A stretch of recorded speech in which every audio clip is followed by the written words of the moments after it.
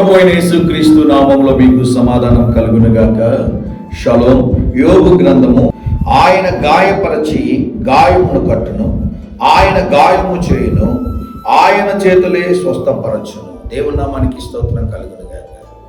కొన్నిసార్లు మనము ఆపరేషన్కి వెళ్ళినప్పుడు డాక్టర్లు చేసే కార్యం ఏంటి అంటే, మీకు ఆపరేషన్ చేయాలండి, మీకు సర్జరీ చేయాలి అంటే, ఆపరేషన్ సర్జరీ జరిగేటప్పుడు ఖచ్చితంగా మనకి గాయం కలుగుతుంది.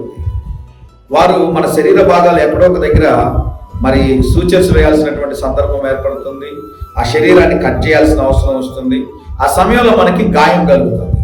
వారు చేసేటటువంటి గాయం మనకి హాని కలిగించదు, కానీ వారు చేసేటటువంటి గాయం మనకి మేలును కలిగిస్తుంది. ఆపరేషన్ సక్సెస్ఫుల్ జరిగినప్పుడే మనకి మేలు కలుగుతుంది. దేవుడు కూడా కొన్నిసార్లు దేవునికి దూరం అవుతున్న సందర్భంలో దేవుడు మనల్ని గాయపరుస్తాడు. దేవుడు మనల్ని గాయపరిచి విడిచిపెట్టే దేవుడు కాదు. అందుకని వాక్యం అంటుంది, ఆయన గాయపరచును, ఆయనే గాయములు కట్టును, ఆయనే మన గాయములను స్వస్థపరచును వాక్యం రాయబడింది.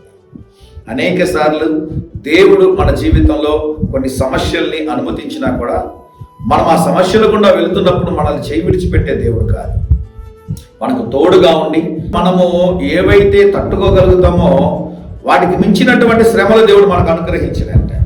ఈ ఉదయకాల సమయంలో ఒకవేళ మీరు ఏదైనా ఒక సమస్యలో ఉంటే, ఒక ఇబ్బందిలో ఉంటే, ఒకవేళ మీరు కూడా గాయపరచుంటే జ్ఞాపకం చేసుకోండి. మీకు ఏదో ఒక విషయంలో మీరు హృదయానికి గాయం కలిగి ఉండొచ్చు, శారీరకమైనటువంటి అనారోగ్యం కలిగి ఉండొచ్చు. అయితే దేవుడు తప్పక మిమ్మల్ని ముట్టి స్వస్థపరిచి సంపూర్ణమైన ఆరోగ్యాన్ని దేవుడు కలిగజేస్తాడని దేవుని యొక్క సేవకుడుగా మీకు జ్ఞాపకం చేస్తున్నారు. ధైర్యంగా ఈ దినాన్ని ఎదుర్కోండి. దేవుని సన్నిధి మీకు తోడుగా వచ్చినగాక.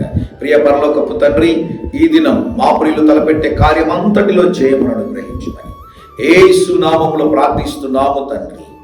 ఆమేన్, ఆమేన్.